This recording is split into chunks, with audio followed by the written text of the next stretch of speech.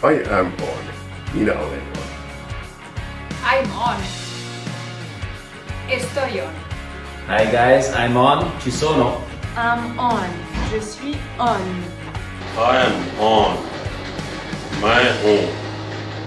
I'm on. Ich bin on. สวัสดีค่ะ ไปด้วยกันนะคะ I'm on. Estoy conectado. I'm on. Estamos on. Saya on. I'm on. Let's go! Let's be on.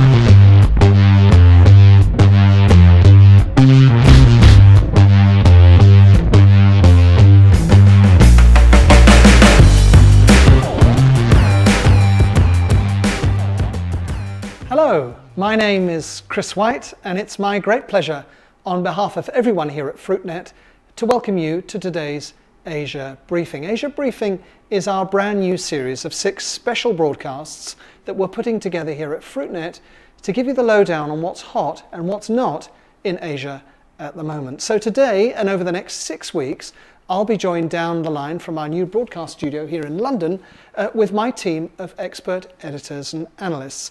They live and breathe Asia every day of the year. And of course, we're going to be joined by you, businessmen and women from across the world of fresh fruits and vegetables who deal with Asia or who want to deal with Asia. Now, the good news is all that you need to join is an internet connection and an hour of your precious time. We want you to spare us your time right now and then once every week through this month of October and the first 2 weeks of November. And come November, that's when the real action starts. Now, yes, I know in any normal year, we'd already have been to Asia for ASIAFRUIT Logistica. That's where you wanted to be, that's where I wanted to be at the start of September. In fact, the start of last month was the first time in almost 20 years that I wasn't in Asia or travelling to and from Asia. And you know what? I miss it. We all miss it. It's this damn COVID crisis that stopped us all from travelling, but it won't stop us from meeting, even if this year it has to be in 2 dimensions down an internet connection on our computer screens. You heard at our launch event last week how ASIAFRUIT Logistica and ASIAFRUIT Congress have had to go digital this year too. It's been forced upon us. Now, like me, the last 6 months and more have been wall-to-wall Zoom meetings, more than we perhaps care to remember. And that's why we're determined that ASIAFRUIT Logistica on and ASIAFRUIT Congress on aren't going to feel like just another Zoom meeting. We're really excited about the technology that we're getting ready for our event in November. It's designed to bring together this big, wide world of fresh fruits and vegetables. This is where the fresh produce business is meeting this year, at ASIAFRUIT Logistica on and at ASIAFRUIT Congress on. And to set you up for this November's week of online events, me and my team at FruitNet have put together for you a series of Asia briefings. We want these weekly broadcasts, which you can watch when and where you want, to be your primer to what's hot and what's not in Asia this season. We're going to be broadcasting these live at 2:30 p.m. Singapore China time every Wednesday and engaging in a debate on social media with some of our expert speakers and panelists about what you're watching. So get your mobiles ready and get interacting. I'll be telling you more about how to do that in a moment.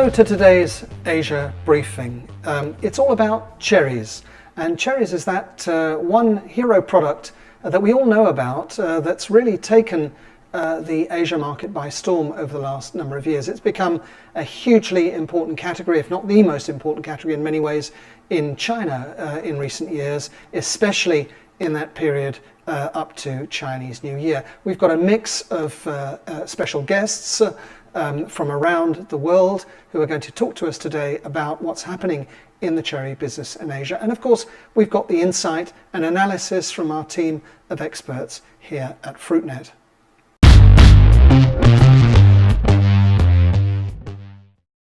Demand for cherries is booming in Asia. China is driving that boom, and it's changing the shape of the global trade. China's seemingly insatiable demand for cherries has become emblematic of the purchasing power of Chinese consumers. Online sales are fueling China's cherry boom. Last year, Chinese netizens coined the term cherry freedom to describe their ability to buy pricey imported cherries without a second thought. Cherry freedom became a new standard for wealth and a way to playfully lament their own poverty amid rising living costs. More than 200,000 tonnes of cherries are now shipped across the Pacific from Chile to China over a 2-month period each year. It's become the world's largest cherry trade route, and it's growing every year. Much of this volume feeds demand for Chinese New Year. Red is synonymous with good luck and prosperity, according to Chinese tradition, and cherries are a prized gift during the New Year festivities. China is by no means the only market in Asia that's growing its appetite for cherries. Korea and Taiwan now rank in the world's top 10 markets. Markets across Southeast Asia are also growing their demand off a lower base. And Vietnam has become a rising star in the region for cherry shippers from the US and other regions. Even India is starting to develop a taste for the so-called diamond of fruits. But today we turn the focus on China. How is its booming demand changing the global cherry trade? How is Chile preparing for its new season campaign in China under the cloud of COVID-19? What potential is there to further grow consumption across the vast market that is China? And how is competition heating up to supply the market in China as other exporting nations gain access? We'll talk to world-leading suppliers and to some of China's top importers and retailers about how they see the current and future shape of the market. China is also growing its own cherries, and we'll look at some of the exciting investments to upgrade domestic production to meet Chinese consumer demand for high-quality cherries whenever they want. We'll also look at another game changer for the cherry industry, namely technology in the pack house. New sorters and sizers have enabled cherry growers to grade out the biggest and best fruit and secure a premium in China and other markets. We'll hear from one of the pioneers of grading technology about the innovations set to further disrupt the business and about the role this will play in driving Asia's cherry boom. So get ready for 1 hour of high-impact, high-quality insights about the future of Asia's booming cherry market.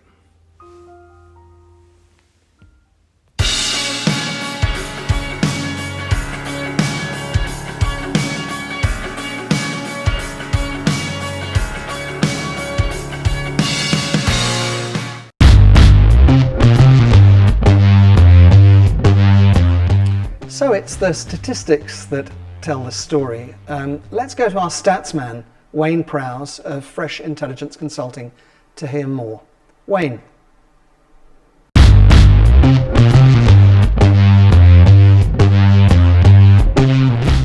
Cherries have seen spectacular growth in Asian markets, particularly around Chinese New Year. Now here's a chart showing the growth trend of cherry imports by Asian markets since 2001 compared to global cherry trade and the fresh fruit imports into Asian markets over that same period. Not bad growth statistics. In the markets, and it's China that's importing 230,000 tonnes of cherries last year. That's up 30%. South Korea has imported 16,000 tonnes, 11,000 to Taiwan and 4,000 to Japan. But in Southeast Asia, markets like Malaysia, Thailand and Vietnam have all seen very strong growth off small volumes. Singapore's down a little, while India and Indonesia are still very small players in the cherry market. And to the suppliers now, and all eyes are on Chile. Chile as they start their 2021 season. Last year, they exported 250,000 tonnes of cherries across the Pacific into Asian markets, mostly into China. This year, they're expecting at least another 12% increase in supply. Australia and New Zealand were down a little last season and are also expecting increased production and supply this year. The northern markets, from May to July, it's the United States that exported 50,000 tonnes to Asian markets last year, up about 25%. But we're all very interested watching Turkey, the world's largest producer of cherries, increase their footprint in Asia. They now have access to China, and we expect to see a lot more volume heading that way from Turkey. That's the cherry wrap.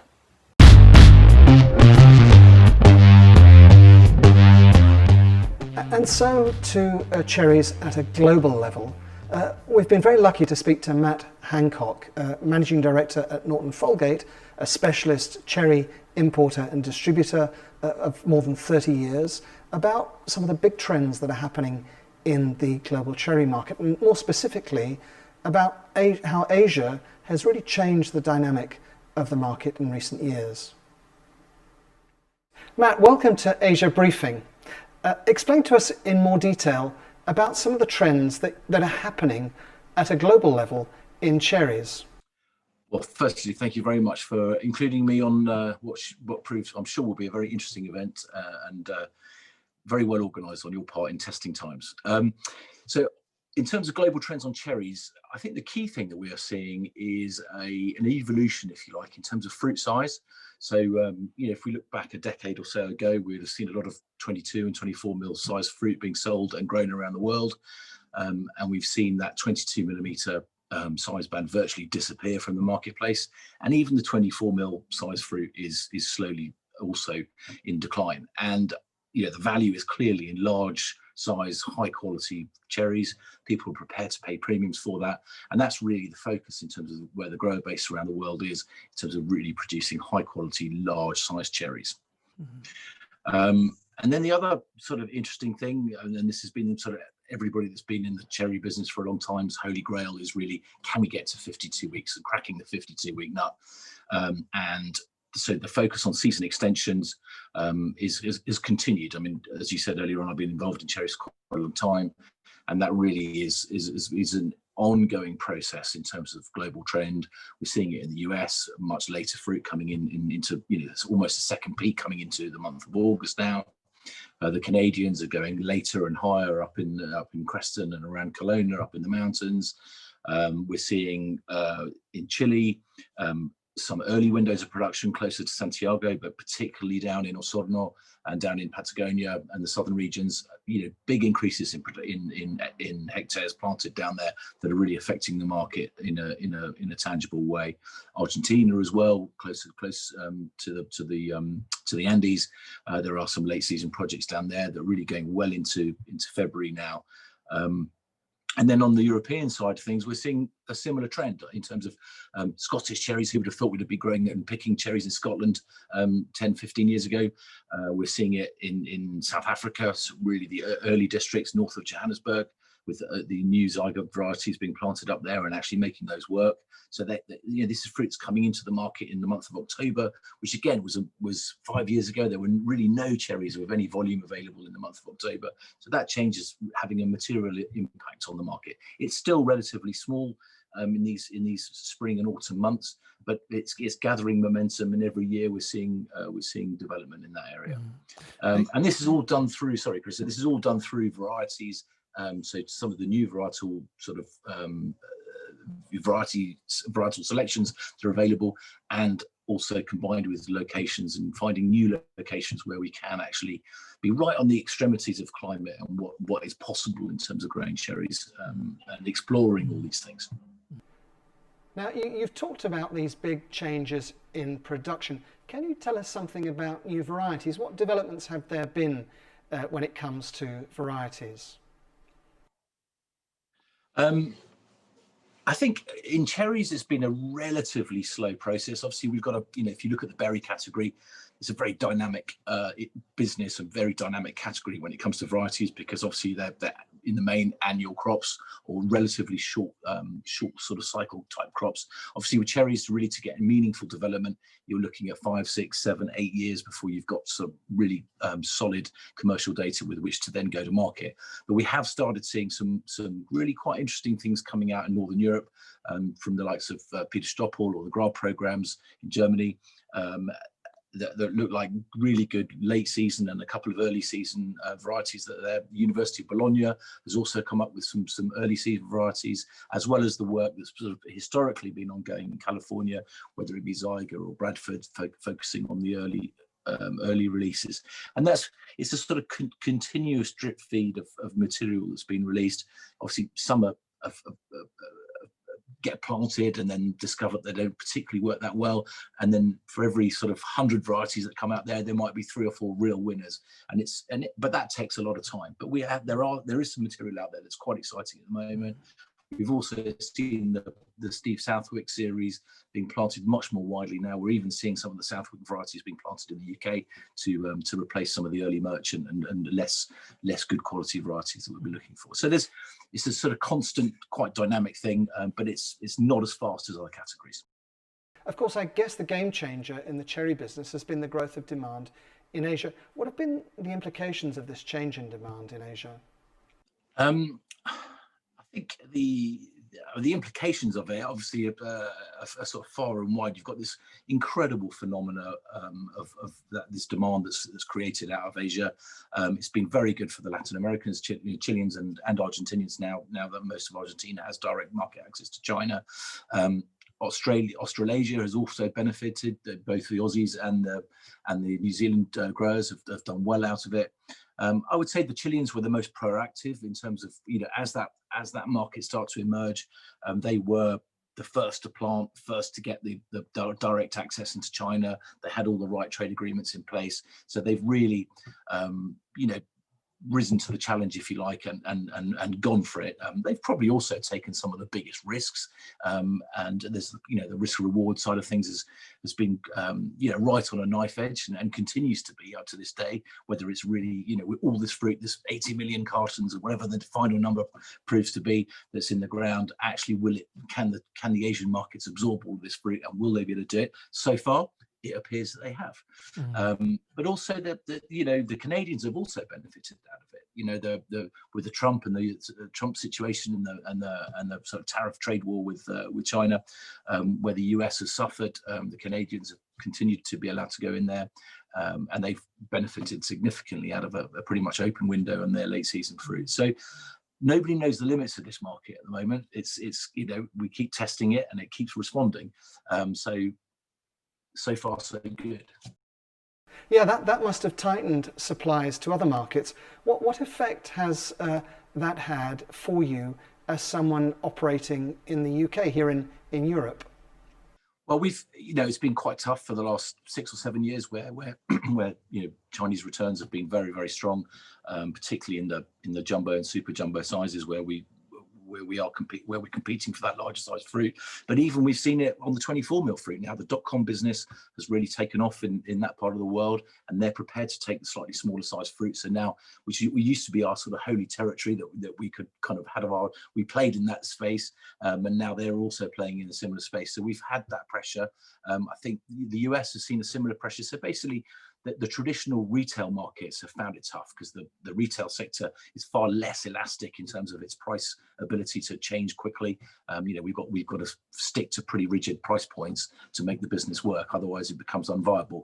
But I think there's been a combination and a meeting of minds in the last probably 2 seasons where the European and British retailers have maybe been more accepting to to be more flexible on price or reduce pack weight slightly to make the business work. And at the same time, I think the Chilean and Latin American grower base have also seen that perhaps they don't want to have all their eggs in one basket, and actually diversifying their business a little bit is also no bad thing, and be a bit more flexible in terms of the prices they're prepared to accept. So we've seen a bit of a meeting of minds there.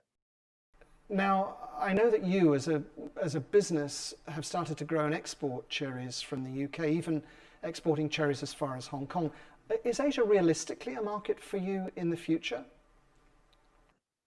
I think, listen, we've looked hard and had many discussions internally about this, and I think despite our higher costs of production versus the US or other Eurozone countries of origin, I think there is always a place, particularly in those discerning markets, for big size, high quality, really good niche products. And I think the nearest comparison I'd give it to you, if you look at New Zealand and Australia, which have a very similar dynamic when they compete with Chile, they have far higher costs of social costs. Their picking costs are even higher than ours in the UK, and yet they consistently perform in China. They have their sort of bijou clients, their boutique businesses, which are actually quite big in themselves, and they sell decent volumes of fruit, and they succeed in sitting alongside the Chilean product, which may be at slightly lower values, going into a sort of more mass market. So I think it's quite a similar comparison in terms of what we're doing. I think the other thing that's very strong is that brand Britain really resonates in a lot of these countries, and actually people like the story. It's a bit unusual, it's a bit quirky. How long that continues for remains to be seen, but there's a novelty factor, and brand Britain is quite strong. Now we're going to be speaking in a moment to Hernan Garces, your friend from Chile and a supplier to you. Tell us, how do you see the China market, and explain some of the impact you see it's been having on the cherry business globally? Well, listen, our view on China, it's been an incredible roller coaster ride for all the participants who've really kind of been involved in a big way, of which Garces have been a major part. I think it's often defied traditional produce commercial logic, if you like. This notion that you can produce more and the prices go up. I can't think of another category that has happened to. That we've seen that consistently, and I think you have to remember there are still many cities and consumers to go after, particularly when you look further west within the interior of China.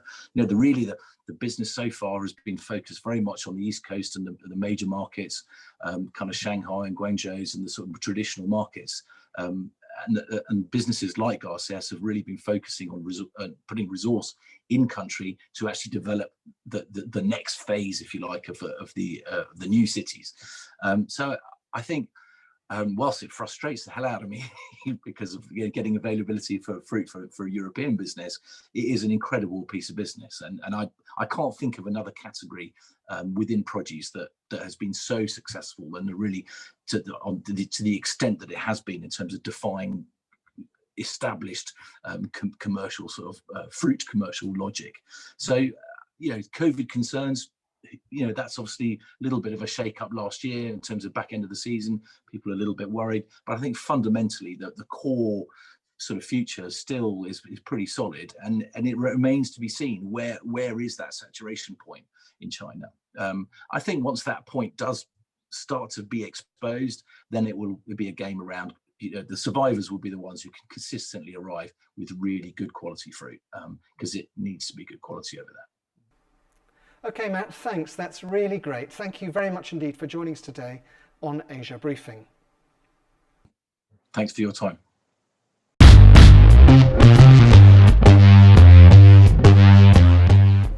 So let's look in more detail at China. And we were very lucky to speak to Hernan Garces. Hernan runs the biggest export company of cherries out of Chile, and it happens also to be one of the biggest importers of cherries in China, where they distribute all across the country. We spoke to Hernan at his offices overlooking the Huangpu River in Shanghai.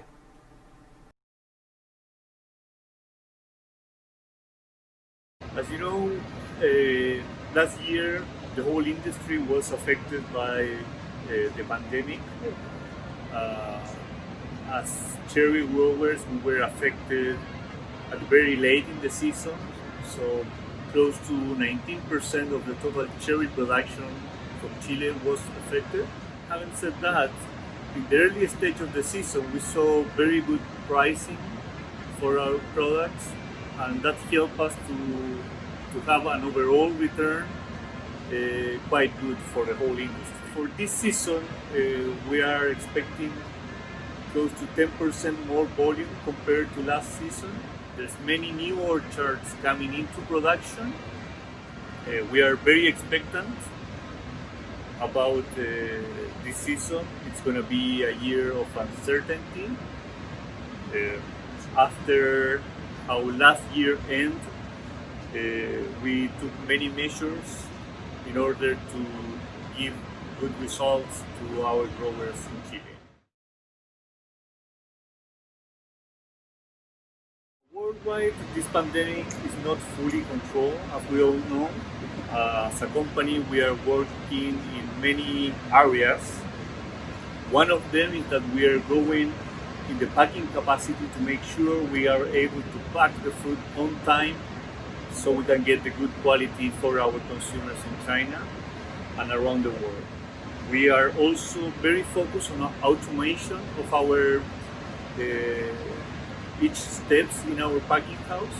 So we have heavy investment plans there in order to avoid contact between workers. On top of that, thanks to our presence here in China, we have a better knowledge of the market, and we can allocate and diversify our offer within all main China. As a company, we're also taking many measures in line with what international authorities and national authorities have been taking. We are very focused on new implementations to avoid contagions at the packing houses and the orchards. We are trying to make higher standards in order to give confidence to our workers for this season, and of course we gotta avoid all the contagions.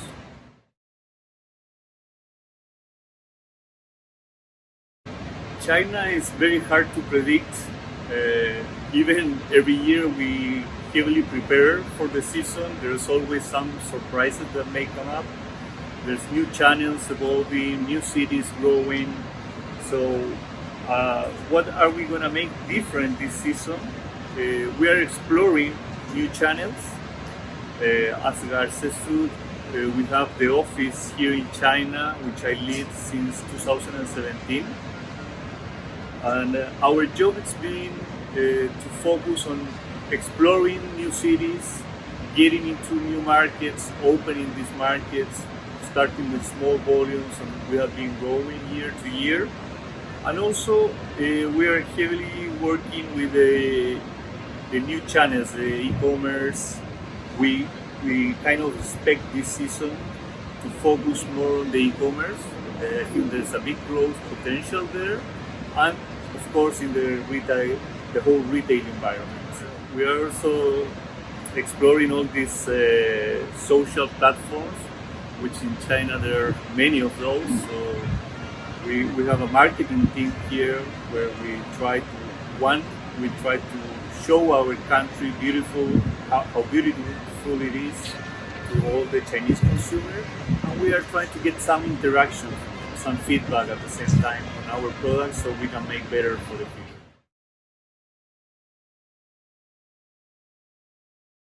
Within the consumption this year, the demand is here in China. We are heavily focused on mainland China, as you said, but we also do have customers, of course, Hong Kong, Taiwan, Korea. It's been growing for the last 5 years, and even India.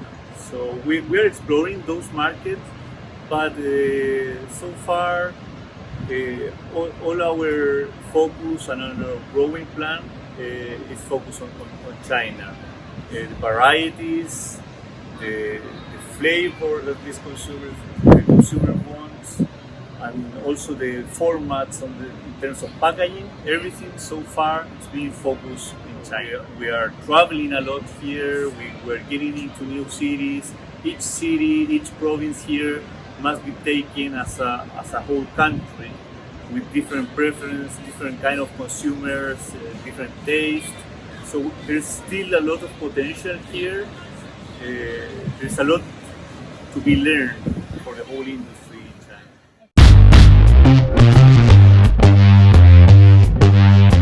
Our Latin America editor, Mara Maxwell, spoke to Adolfo Storni from Argentina about how Argentina is exporting cherries now to Asia. Yeah, so welcome, Adolfo. Hello, good morning. Hello. Okay, so last year, I believe you became one of the first Argentinian companies to export cherries to China following the signing of the new import protocol in 2018. How did that go, and what are you planning for the coming season? Yes, that's correct. We have done our first official export to China last year. The year before, a couple of exporters from Argentina sent the first 8 containers. And then last year, China became one of the 2 main destinations for our fruit, together with the American market. So last year, I would say that in general, the experience was very positive because the consumers and our customers were very satisfied with the quality received. Of course, the last 50 containers, they suffered logistics problems because they arrived from the end of January until March, and they found a very difficult market and a lot of issues with people working in the import companies, in the port, etc. So it was not easy for the last 50 containers, but all the fruit was sold without a problem, and in general terms, I would say that our fruit received a premium price. The Argentine origin was very welcome, and consumers were very happy with the taste of the fruit and the quality. So I think that we are a very small player. We have a niche in a huge market. Our supply is a niche, but the returns were very satisfactory. Great. And in terms of your marketing window, does that run from when, October through to March, more or less? Or A little bit later. We start in November with early fruit. We understand that all of November until about 5th and 10th of the 5th, the 10th of December, we have an air window that we can ship quite a high volume of air cherries. And then our season continues all the rest of December, January, February, and the last arrivals in March, and that will be our season. So there will be availability of Argentine fruit from early November to late March. Oh, okay. And you mentioned the early window then. And what's the situation with the import protocol then? Is the fruit still have to be subjected to cold treatment, or is that been resolved? No. I mean, China, together with other countries, they have recognized the Argentine Patagonia as an area free of several diseases and pests. So we don't need anymore this cold treatment or this food. This previous treatment, so we can ship directly now from Argentina to China without this prior 15 days of cold treatment at origin. This year could be, we are planning to do a little bit more because our winter, we are still in the protection of the orchards, because we still have frost until 1 more month at least, so there is some risk, but we are defending our orchards against the frost. But we understand that this year we will have a little bit more fruit than last year. Probably we can aim to reach about 7,000 or 8,000 if everything goes okay, and all of the fruit is protected. Last year we almost done 6,000. This year we could do, maybe we can increase a little bit more, like 25-30%. That's the plan.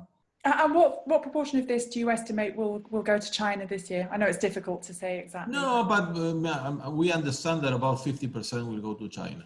That much already? Yeah. 40 to 50%. I mean, we are not abandoning the other markets because we have a very good reputation in US, Canada, UK, Europe, etc. But China also requires certain fruit that and certain sizes that, of course, is not 100% of the fruit is suitable for that. But the Chinese consumers, what is really for us very challenging is that they are very happy with the taste. So I think that in the future, I mean, the trend that Chile has developed or has been satisfying in the last 10 years, we will go in the same direction because China is a market that is willing to pay high prices to the high quality. No? Lovely. And finally, how do you see Argentina's potential sort of elsewhere in Asia, or is now the focus very much on China and it will continue to be? Well, main market is China. I mean, the other markets we don't have access today to, for example, important markets like Korea, Japan, and Taiwan. Those markets are not open at the moment.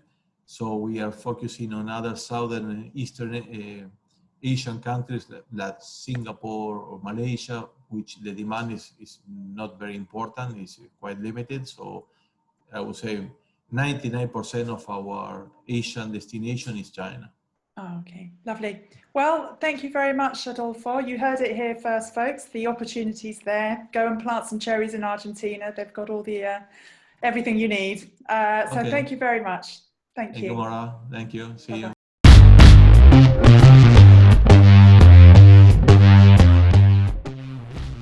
Our FruitNet China colleague, Jennifer Zhang, based in Shanghai, went out to the markets to speak to some of the big traders in cherries in China.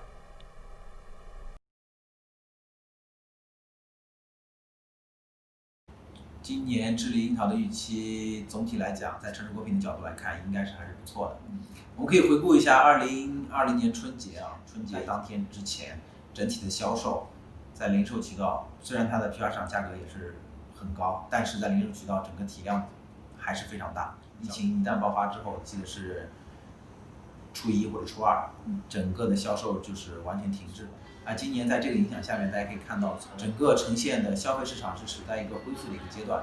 顾客从一开始的购买能力相对来讲比较低，在慢慢的一个恢复。从中秋的数据来看，从这个时间节点来看的话，整个客流量是有的，但是客单价的话，相对于去年会有略微的下滑。但是总体节假日的氛围还是存在。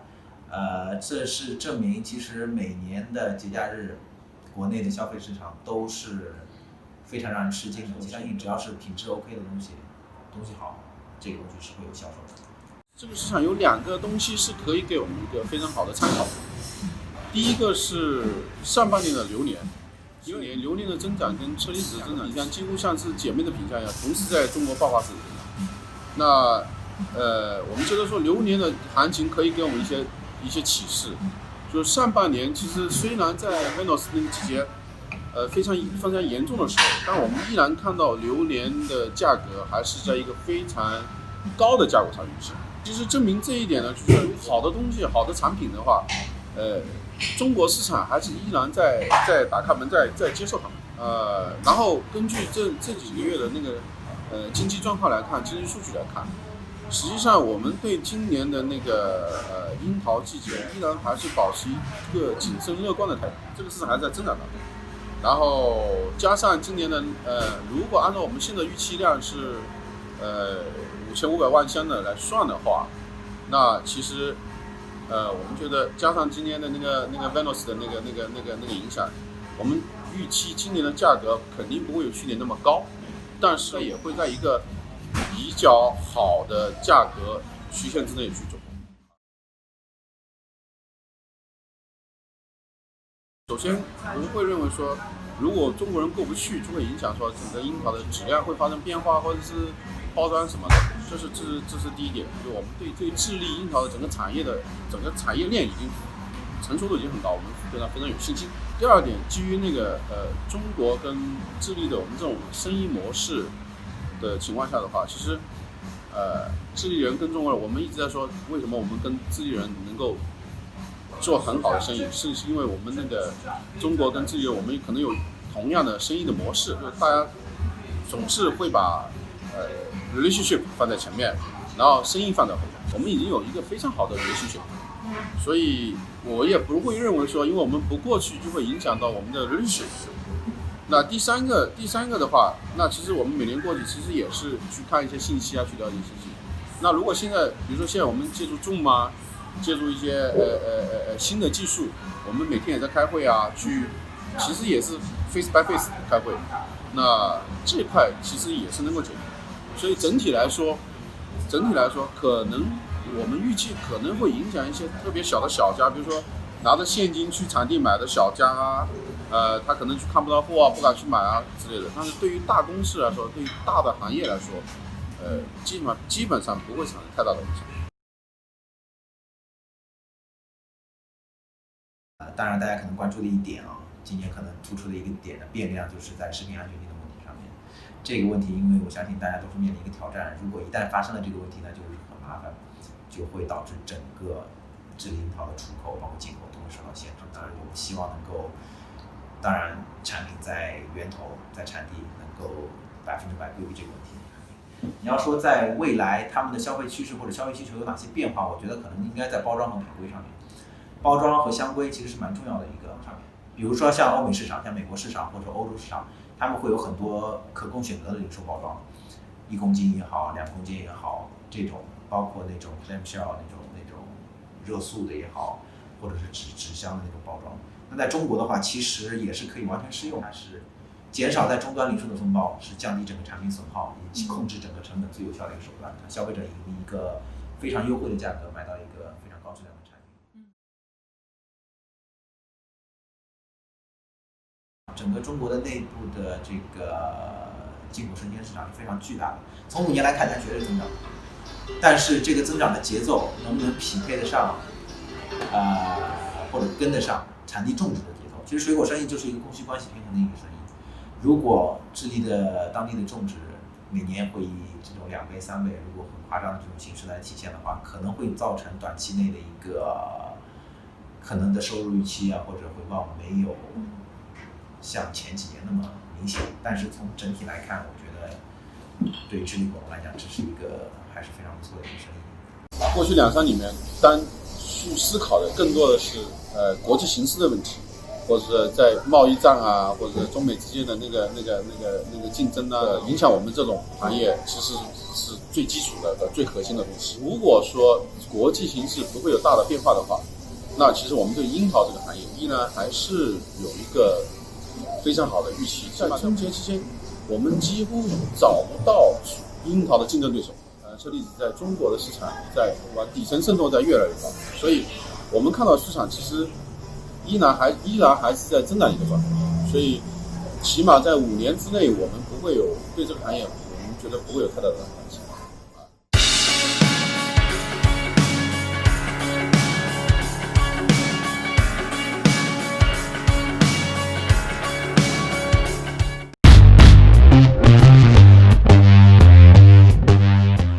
Now, of course, one of the big things that have changed in China in recent years is the development of locally grown cherries.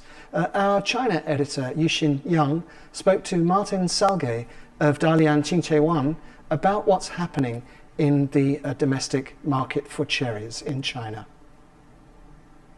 Thank you for taking the time to talk to us, Martin. We know Xinye is a major supplier of Chinese cherries. Can you give us a brief introduction of what is the current scale of China's domestic cherry production? The Chinese domestic production, cherries production, has nearly 20 years of rapid development. Last year it was 420,000 tons produced in China. It's an increase of 23% every year. For the planting area, it's also expanding rapidly. With today, we have 200,000 hectares in China, and it's an average of 7% increase per year. The season starts in March for the greenhouse production and in May for open field production, and it lasts until end of July. And the demand in China is really strong. In your opinion, what are the key challenges stopping domestic cherry production from developing even faster? Oh, yes, because the cherry production is developing. But there is a new challenge recently, especially since 2 years. There is an evolution of the demand. The market requirements have changed. Now the Chinese consumers, they need more and more big fruits with a deep red color and crispy flesh and sweet, very sweet. The sweeter, the better. So Chinese growers, they have the necessity to adapt the production to face the increasing new demand. So that is the challenge now. They have to increase the productivity and the quality. In the same time, today, the production structure in China have problems to overcome. I can list some weak points of the production in China. It's, for example, the varieties, local varieties, original varieties, they are small fruits and thin skin. And they're very poor, they have a very poor transportation tolerance. So now, recently, they have to develop new varieties or develop imported varieties that can match with the demand. In terms of production, they lack the facilities able to resist natural problems like rain, frost, or hail. Also, there is an insufficient post-harvest technology in China, processing, storage, sorting, conditioning. Also, there is a lack of high-yield harvest techniques, which create loss during the harvest. So many these kind of problems to overcome if they want to face and they want to develop faster. You know, we know that the southern hemisphere cherry season is extending, and in the northern hemisphere, you know, I mean, the US have some uncertainties at the moment, but there are more and more countries getting access to the China market. So in your opinion, how do you think the Chinese cherry should position itself in the face of all the competitions? First, Chinese cherries have some advantages, especially first the season, and in May, July, from May to July, there is not many competition coming from abroad, and they have low prices. Imported cherries, they must keep a stable and high level of quality if they want to compete with the Chinese, because not all the Chinese, there are very good Chinese cherries also on the market. And the imported cherries advantage is that they match very well with the new demand, and they have a better shelf life.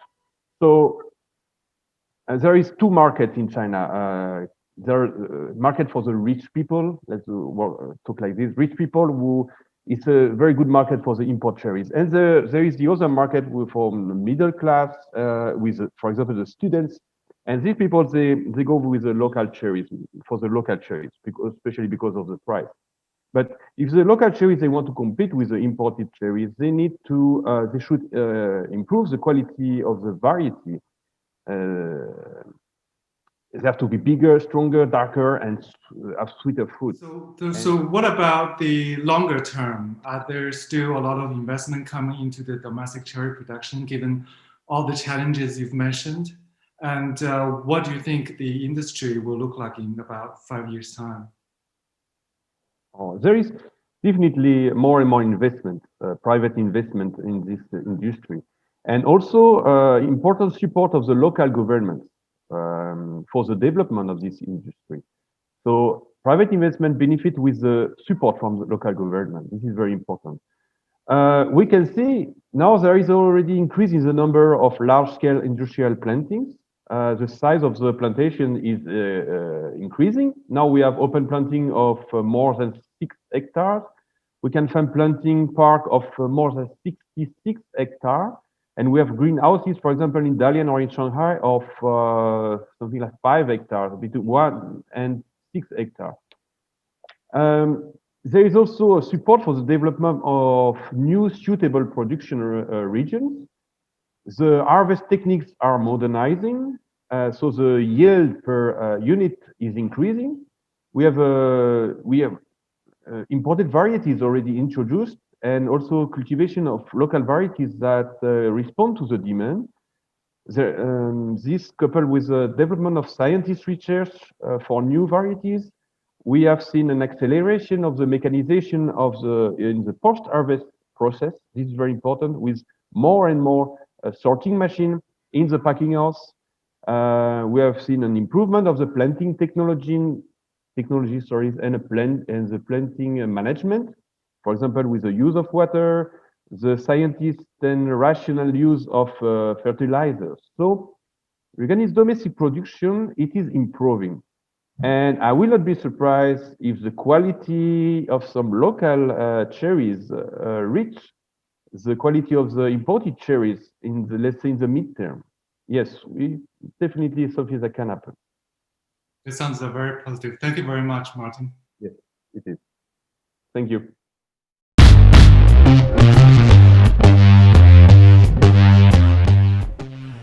Now, it goes without saying that technology, better technology, is crucial to the development of the cherry sector. Our Produce Plus editor, Matt Jones, spoke to Stuart Payne of GP Graders. Well, Stuart, thanks for joining us here today. Your company, GP Graders, has been manufacturing grading equipment since the 1960s, over which time the capabilities of grading solutions have advanced considerably. Can you briefly detail the evolution of cherry grading through the eyes of your company? Well, I guess the product design of the machinery is now being driven by the technological capability of the software, and I guess through history that's advanced the engineering aspects of the machinery. But you know, up until really the late 1970s, everything in our industry was mechanical. So it was just, everything was just mechanically graded by, you know, diverging belts or whatever it was. And it was in the 1980s that we saw the introduction of electronic weight grading. And that's really what trajected us on the path that we're on now. In the 1990s, we saw the introduction of just basic vision technology based nothing more than on color and size. And it was in the 2000s that we started to see the early development of defect grading technology. And it was really last decade that we saw the refinement of that defect detection in fresh produce.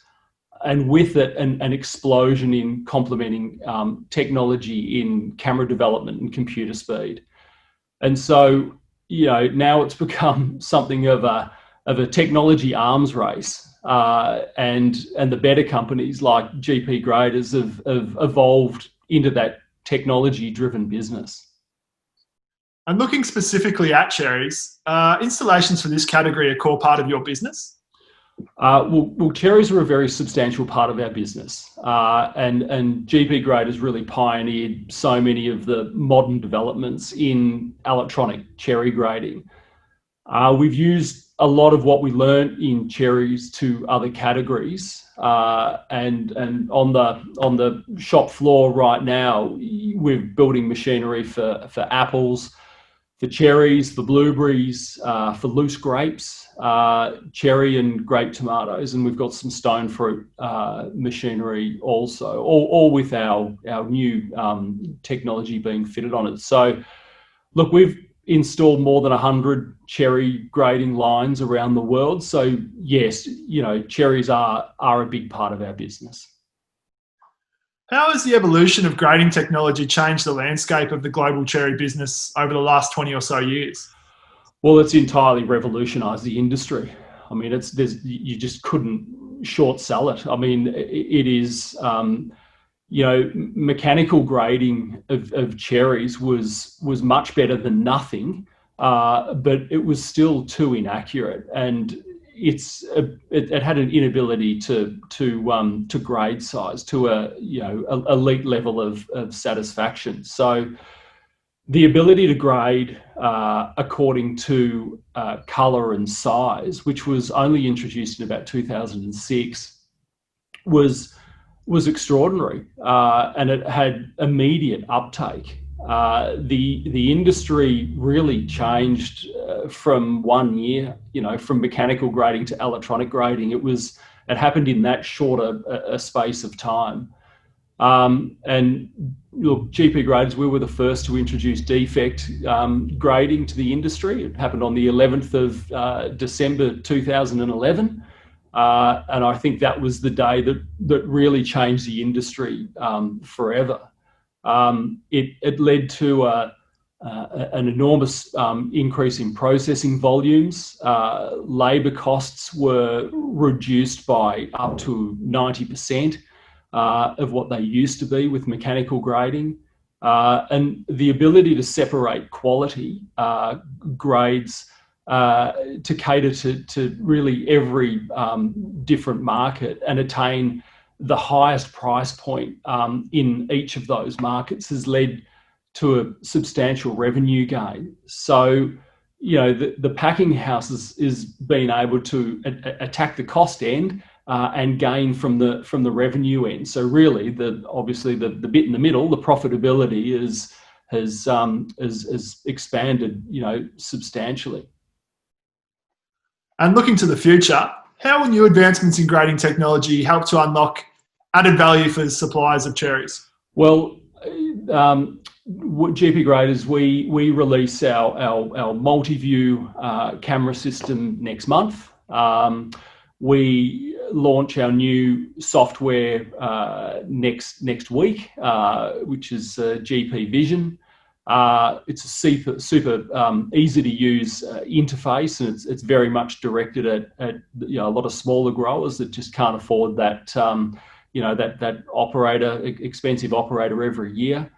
And look, we've got a huge pipeline of technology we have in development, which we'll release over the next year, and that'll put us, back in the #1 position in our industry. So, in terms of the use of artificial intelligence in our sector, I believe will be the next big revolution. It's nothing short of an absolute game changer.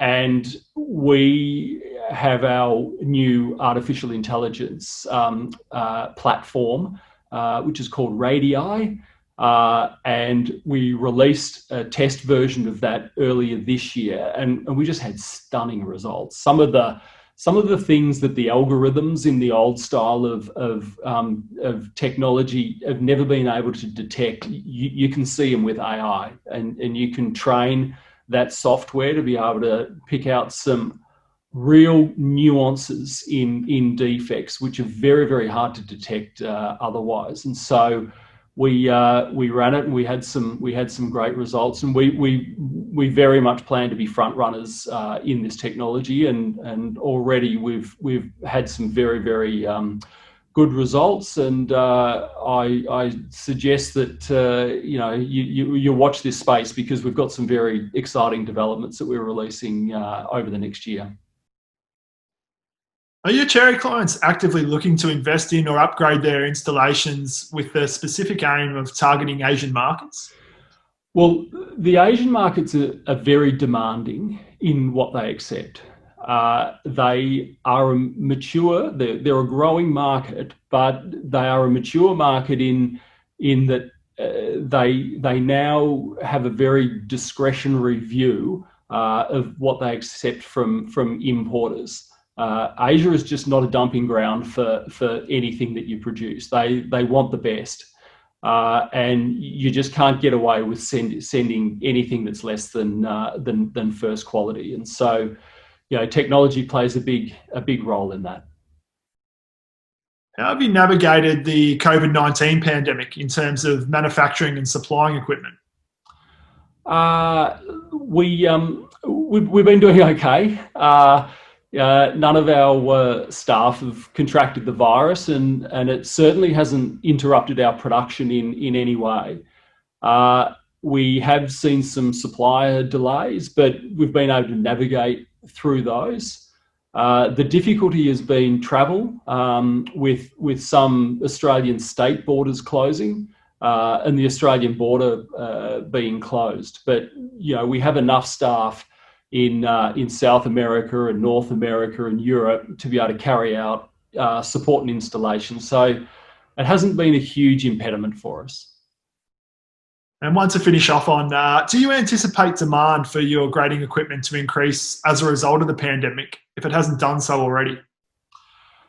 Yes, and we've already seen this in Australia with a big uptick in sales to address labour market shortages.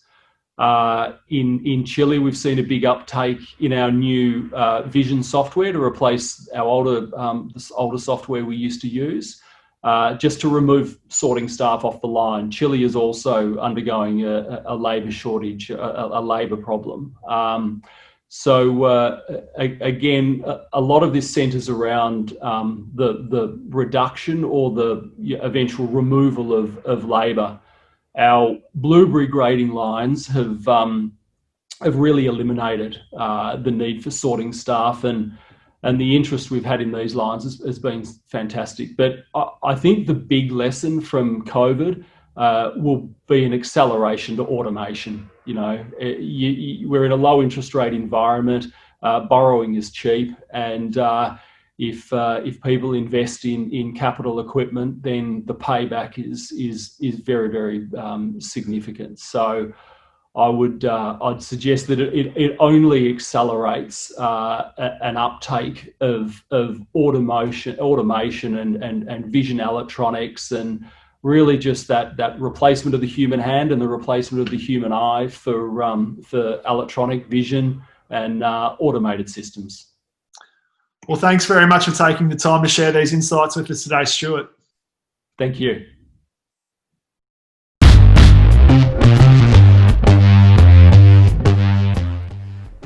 And so to ASIAFRUIT Logistica On. We talked to Kay Kwok, Marketing Manager of Global Produce Events, the company behind ASIAFRUIT Logistica On, about what is being planned for this year's exhibition that's going to be happening online from the 18th to the 20th of November. Welcome to ASIAFRUIT Logistica On. It's the fantastic new digital platform for you to do business in Asia this season. Register, log in, then click on any of the 4 buttons to find out more. Explore is our welcome page. It's full of recommendations of people you need to meet and events you need to attend. Our algorithm uses your profile and your activity on the platform to suggest what's best for you. Content is where you see the full program of ASIAFRUIT Congress On, every single hall forum, and all the presentations by our exhibitors. There's a lot going on. Meet is where your networking and your business meetings happen. It's at the heart of our platform. It's right where you need to be. My Schedule is your personalized timetable of all your meetings and events. Meet. Let's have a closer look at how to schedule your meetings. There are 2 ways to schedule your meetings. Option 1. Under For You, you see the people our algorithm suggests you really should meet. To request a meeting, simply click on the Meet button and submit your request. It's as easy as that. Option 2. Search for who you want to meet by company, people, product, or national pavilion. Choose the presenter you want to meet and send your meeting request. Simple. Under Company, a detailed company profile, product image, video, and the main presenters appear here. Our personal concierge follows up closely to increase the meeting confirmation rate. Your personal agenda is updated automatically. Meetings only take place with both parties' consent. As an exhibitor, you can start placing your requests from early October. At the designated meeting time on the 18th to the 20th of November, a video meeting takes place with one simple click. Our chat and video function are also working around the clock to take account of the time differences. Want to exhibit? Here are our 3 exhibitor packages. On Business. On Business is our entry-level package. It includes 3 media products with either video and product images. You can have 2 company representatives assigned as presenters in the platform, and each can schedule up to 30 meetings over 3 days. That's up to 60 meetings per company. Simple, effective, and affordable, On Business is the perfect solution for those getting started in Asia. On Premium, suitable for a larger team, On Premium offers up to 6 media products of either video or product image, and 6 company presenters, and each presenter can schedule up to 36 meetings over 3 days. That's more than 200 meetings per company. On Premium also provides a rotating banner under Meet and includes up-ranking of your company and presenter profiles. It means your details are profiled under Meet. On Corporate. On Corporate offers maximum exposure with up to 14 media products of either video or product image and maximum 20 presenters with an unlimited number of meetings. All the up-ranking features and rotating banner from On Premium, plus a 20-minute presentation on content. Special for this year is that all exhibitors can get free access to ASIAFRUIT Congress On. Our visitor pass costs €34 per person and grants access to ASIAFRUIT Congress On, hall forums, and unlimited meetings with exhibitors. Visitors with a voucher code get to register for free. Register now at ASIAFRUIT Logistica On. It's where the fresh produce business in Asia meets. Let's be on. See you in November. Okay, that's all we've got time for on today's Asia briefing. I hope you've enjoyed it. Don't forget to join us this time next week, 2:30 p.m. Singapore China time, when we're going to be looking at the prospects for European apples in Asia. Thanks for joining us today. See you next week. Goodbye.